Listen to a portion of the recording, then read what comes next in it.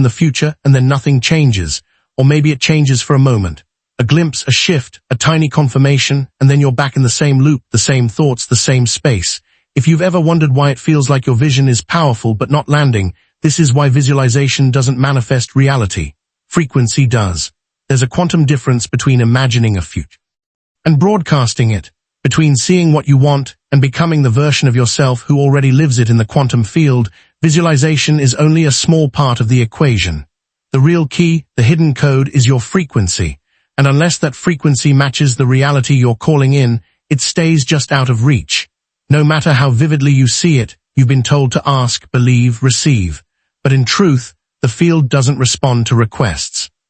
It responds to coherence, to energetic integrity, to your embodied signal, not the one you project in meditation, but the one you carry in your breath, your choices, your emotions.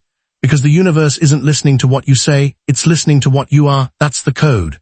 And once you understand it, once you see how subtle the shift really is, everything begins to change. Not because you tried harder or thought more positively, but because you stopped chasing.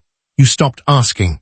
You stopped reinforcing the idea that your dream life was far away, and instead you started treating it like a frequency you could step into. Now this frequency, the one that unlocks the reality you've been visualizing, is not theoretical, it's not abstract, it's vibrational, and it has a specific texture to it, a calm certainty, a steady rhythm. It doesn't rush, it doesn't crave, it doesn't wonder when things will finally shift. It already knows. Because when you act from the identity of someone who has already received, the field adjusts because it must. So why does that shift feel so difficult? Why is it so easy to visualize something beautiful and so hard to hold the energy of already mine? Because everything in your past has trained you to vibrate in the frequency of not yet. You've been programmed to wait, to earn, to prepare, to deserve. And now, for the first time, you're being asked to abandon all of that and simply embody what once felt like a distant dream. It feels unnatural at first. It feels like lying to yourself. But that's only because your nervous system hasn't caught up to your truth.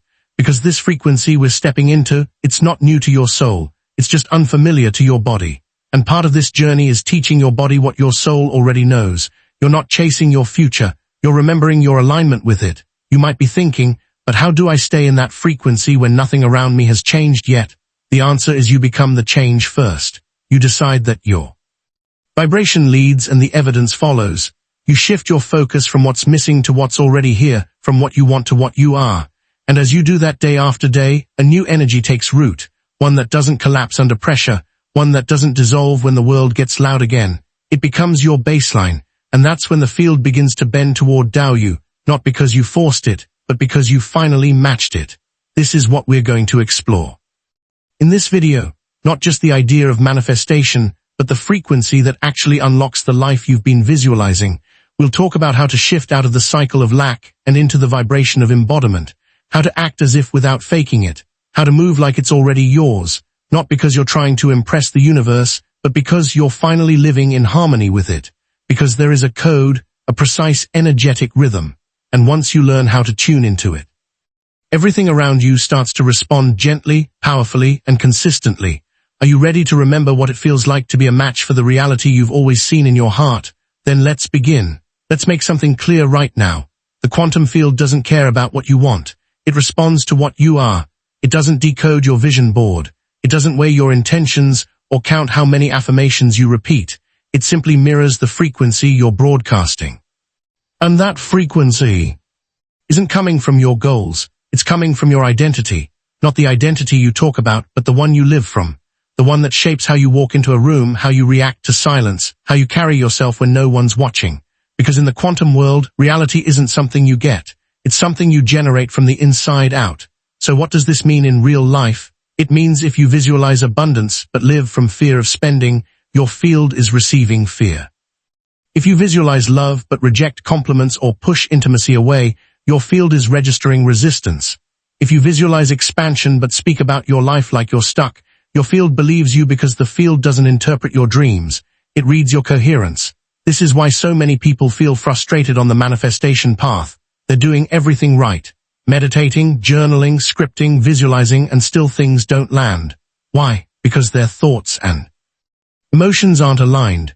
They're trying to manifest from the mind while the body is still signaling fear, unworthiness, or survival mode. The result, mixed signals, and the quantum field mirrors that static. Now here's where the shift happens. When your thoughts, your emotions, and your actions say the same thing, the field has no choice but to reflect that back. This is called coherence. And in that state, your frequency becomes stable, strong, magnetic. That's when reality starts to rearrange itself. Think about it this way. Desire without identity is just noise. But when your identity and your desire merge, your signal becomes pure and the field doesn't respond to desire. It responds to certainty. So how do we step into that certainty? Especially when there's no evidence yet. You create the evidence. Not outside you, within you. You begin showing up as the version of yourself that already lives the reality you've been visualizing. You stop waiting to feel successful and start dressing, speaking, walking like someone who is, not because you're faking it, but because you're remembering who you actually are beneath the doubt. Neville Goddard called this living from the end.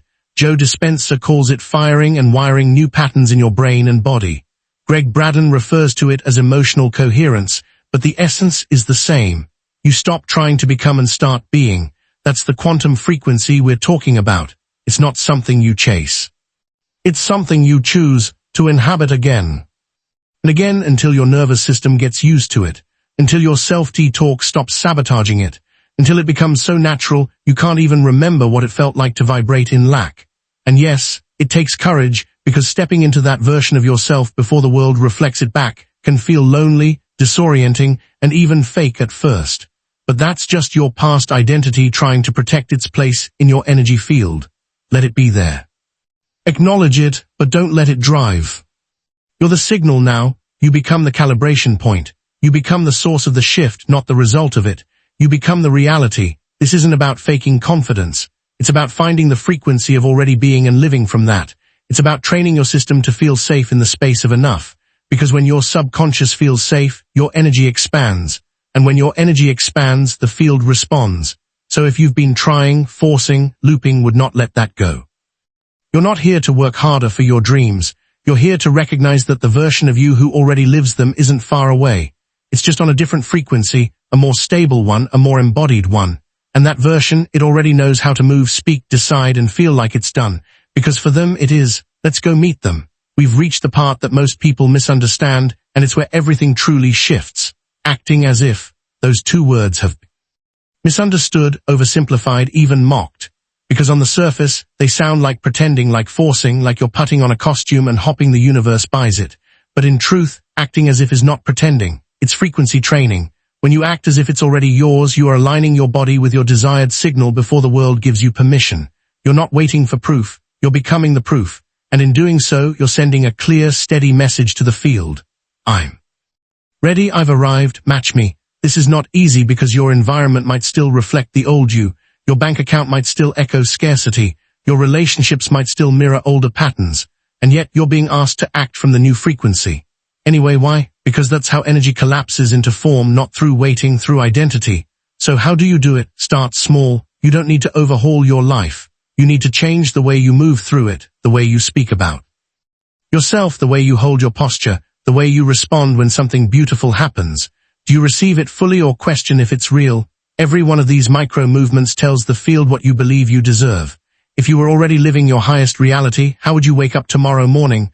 What would you wear even if no one was watching? How would you breathe, eat, walk, speak? This isn't about aesthetics. It's about energetic posture. Would you still shrink your energy in certain rooms? Would you still apologize for your truth? Would